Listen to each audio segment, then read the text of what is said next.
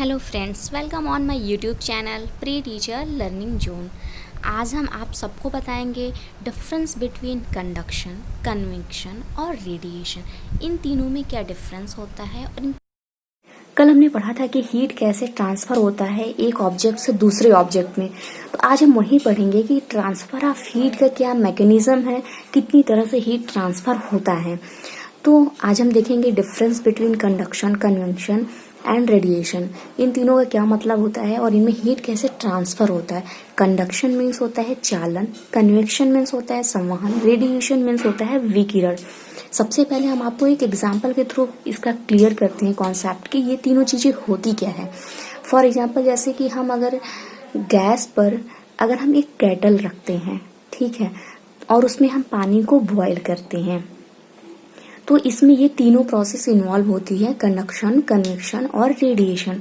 तो सबसे पहले रेडिएशन कैसे हुआ कि जो गैस का फ्लेम होता है उस फ्लेम से क्या होता है, केटल गर्म होता है तो रेडिएट हुआ, रेज जो होती है ना, रेज से क्या हुआ, हमारा केटल गर्म हुआ, दैट इज रेडिएशन। फिर उसके बाद हम बात करते हैं कंडक्शन।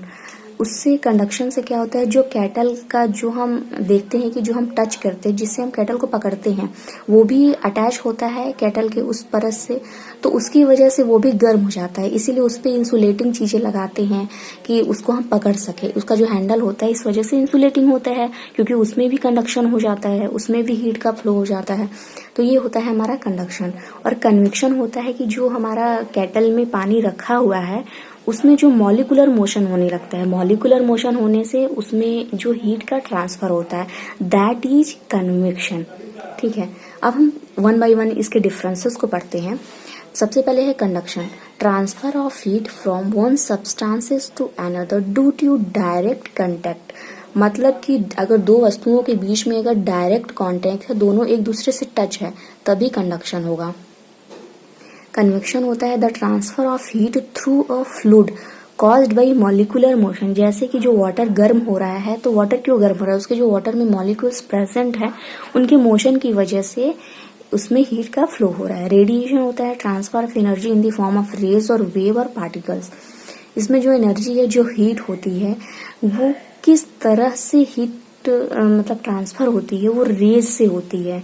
जो किरणें होती हैं उनके माध्यम से हीट का ट्रांसमिशन होता है। इसमें हम एक चीज और एग्जांपल देख लेते हैं, जैसे रेत का गर्म होना। रेत जो गर्म होती है, या तो कोई भी जो बॉडी गर्म होती है, घर गर्म होते हैं, ये सब सन रेज से होते हैं। जो सन का जो रेज है वो भी तो रेडिएशन ही है, तो उससे भी तो चीजें गर्म होती हैं। जो रेत का गर्म होता है वो भी रेडिएशन की वजह से ही गर्म होता है।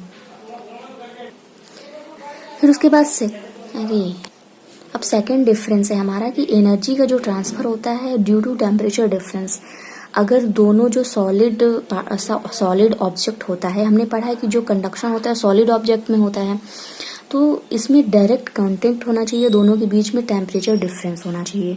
और कन्वेक्शन के लिए क्या है, डिफरेंस इन डेंसिटी। अगर हम वाटर की बात करें तो जैसे ही वाटर बॉयल होने लगता है, तो जब वाटर बहुत ज्यादा गर्म होता है, तो जो ऊपर होता है जब बॉयल होने लगता है तो वो फैलने लगता है, तो ऊपर की डेंसिटी कम होने लगती है, नीचे की डेंसिटी ज्यादा हो जाती है। तो इससे दोनों के बीच में क्या होता है, डिफरेंस इन डेंसिटीज हो जाता है। फिर उसके बाद हम बात करते हैं रेडिएशन की। Any object greater 0 kelvin can radiate. जैसे कि कोई भी चीज है, अगर थोड़ी सी वो गर्म है तो वो दूसरे वस्तु में भी अपना हीट क्या करती है, रेडिएट करती है। हीट को वो क्या करती है, रेस की तरह वो दूसरी वस्तुओं को भी अपने आसपास की वस्तुओं को वो गर्म कर देती है। जैसे कि अगर कोई बर्तन गर्म है, अगर हम उसको जमीन पे रखते हैं तो जमीन भी गर्म हो जाती है। फिर उसके बाद है तीसरा है रिक्वायर्स मीडियम। कंडक्शन के लिए मीडियम की आवश्यकता होती है, कन्वेक्शन के लिए भी आवश्यकता होती है, लेकिन जो रेडिएशन होता है उसके लिए हमें किसी मीडियम की आवश्यकता नहीं होती है। फिर फोर्थ है transfer of heat from heated solid bodies. इसका मतलब यही है कि ये केवल सॉलिड टू सॉलिड ये हीट ट्रांसफर होती है। और इसमें क्या होता है, कन्वेक्शन में through molecular motion intermediate substances. मतलब जो हमारा कन्वेक्शन होता है that is in the liquid होता है। इन लिक्विड और गैसेस जहाँ पे पार्टिकल्स होते हैं, जहाँ पे जो मॉलिक्यूल्स होते हैं वो मोशन में होती हैं, तब हमारा कन्वेक्शन होता है। मतलब जो मॉलिकुलर मोशन होता है उनकी वजह से जो हीट का ट्रांसमिशन होता है दैट इज कन्वेक्शन। चौथा होता है इन इलेक्ट्रोमैग्नेटिक वेव। मतलब जो इलेक्ट्रोमैग्नेटिक वेव होते हैं उसमें क्या होता है कि रेडिएशन होता है। इलेक्ट्रोमैग्नेटिक वेव क्या होता है? That waves which doesn't require any medium for its propagation, मतलब किसी भी मीडियम की आवश्यकता नहीं होती है इसको एक जगह से दूसरे का ट्रांसमिशन होने के लिए। जैसे सनरेज होता है तो सनरेज कहीं पर भी वो रेडिएट करता है किसी भी बॉडी को, वो धरती पे जितनी भी बॉडी जो सबको हीट करता है। फिर उसके बाद होता है, ये हमारा फिफ्थ कैरेक्टरिस्टिक है कि जो हमारा कंडक्शन होता है वो सॉलिड में होता है, जो कन्वेक्शन होता है वो हमारा लिक्विड और गैस में होता है, और जो हमारा रेडिएशन होता है वो वैक्यूम में होता है। तो ये जो बेसिक सा डिफरेंस है कंडक्शन, कन्वेक्शन और रेडिएशन में, इसको हम एक बार फिर से देख लेते हैं।